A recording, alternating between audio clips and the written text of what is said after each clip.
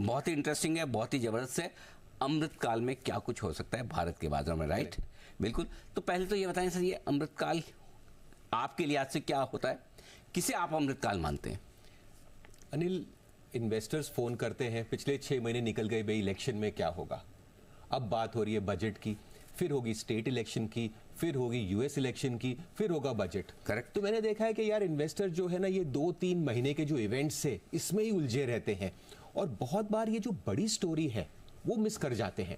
और जो भी मैंने बड़े इन्वेस्टर सक्सेसफुल देखे हैं, और मुझे 30-32 साल हो गए मार्केट में, एक चीज मैंने देखा है कि उनका जो लंबा विजन होता है वो उनको गाइड करता है। ऊपर नीचे उनकी जिंदगी में भी होता है, करेक्ट, बट उनका जो बड़ा विजन होता है वो उनको अलग किस्म का जो अलग करता है। हाँ। बिल्कुल। हाँ। और इस हिसाब से मैंने सोचा यार कि जो अपना अभी है, what is the big vision for India.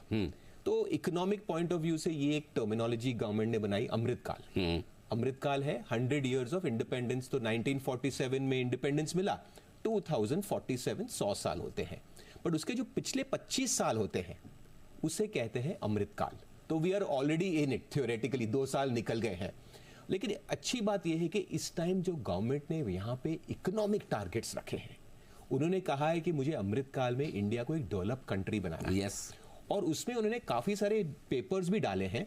मोटा नंबर जो इसमें आता है कि हमको एक $30 ट्रिलियन इकोनॉमी बनना है। आज हम जस्ट अंडर 4। तो ये एक बहुत बड़ा रनवे, यहाँ से 10 गुना करीबन बिल्कुल हमें इकोनॉमी की साइज बनानी, 10 गुना, 7 से 8 गुना। हाँ, तो समझो कि मैं लोगों को एक अंदाजा देना चाहता हूँ, 10 गुना साइज का मतलब क्या हो सकता है। फॉर एग्जाम्पल, आज आपकी जो भी वर्थ है, जितने भी आपको लगता है कि आपके पास धन संपत्ति, सब जोड़ लो। बिल्कुल।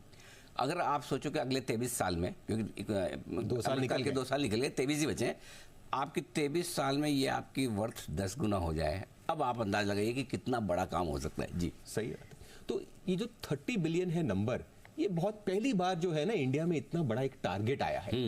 अब हिंदुस्तानियों की अपनी आदत है कि जो भी है हम नकारते हैं। We are always little pessimistic about India. अरे पूछो मत सर। तो हर चीज को हम डिस्काउंट करते हैं। हमने बोला यार पिछले 30 साल हमें भी हो गए मार्केट में, वैसे तो इंडिया ठीक ठाक रहा है। हाँ, ऐसी बात नहीं है। घूम फिर के क्रिकेट में भी देखिए, वर्ल्ड कप तो जीतता है।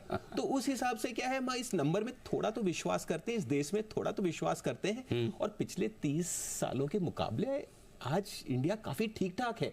होपफुली अगले जो भी है 23-24 साल बहुत अच्छे रहेंगे।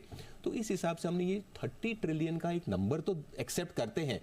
बट जरूरी बात क्या है कि हम तो स्टॉक मार्केट वाले हैं। निफ्टी क्या होगा? बिल्कुल, निफ्टी क्या होगा उससे पहले मैं आपसे ये पूछना चाहता हूँ कि चूंकि आप 2047 का निफ्टी का टारगेट देंगे, लेकिन इसके अलावा इंडिया में पर कैपिटा इनकम के लिहाज से या फिर जीडीपी ग्रोथ के लिहाज से आप अमृतकाल में किस तरह की ग्रोथ देखते हैं? सो इसमें क्या होगा कि जो आज भी per capita GDP, per capita income जो है काफी लो है।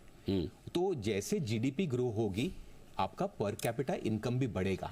लेकिन ये अच्छी बात है कि आज क्योंकि पर कैपिटा इनकम लो है, साइज ऑफ अपॉर्चुनिटी बहुत बड़ी होती है। बहुत बार क्या होता है कि अगर आपका पर कैपिटा इनकम बहुत बड़ा हो जाता है, जैसे अब जापान में देखिए, तो ग्रोथ नहीं होती, तो ग्रोथ नहीं देखी हो जाती है, बिकॉज लोगों के पास बहुत और उससे ज्यादा भी है। अब कितने फोन रख लोगे? 10 फोन थोड़ा रख लोगे, 2 या 3 रख लोगे। सो द थिंग इज कि इंडिया में ये जो रनवे है ये बहुत बड़ा है। ये जो पर कैपिटा इनकम जो एक डेवलप मार्केट तक पहुंचने के लिए, ये एक बहुत बड़ा रनवे है, and that is a big opportunity. तो अगर हम इस पे एक मोटा मोटा नंबर निकालें कि अगर हमें $30 ट्रिलियन की जीडीपी चाहिए अमृतकाल के एंड पे, we have to compound at 9.53% nominal GDP growth. ठीक बात है। तो 9.5% के आसपास। और ये बेसिक मैथ्स है। हाँ, 9.5%। मैं इकोनॉमिस्ट नहीं हूँ, आप नहीं हो, और देखने वाले भी नहीं है। हाँ। इकोनॉमिस्ट तो क्या आदत है हर चीज में छेद ढूंढने की, पेसिमिज्म की, बट हम बेसिक जो है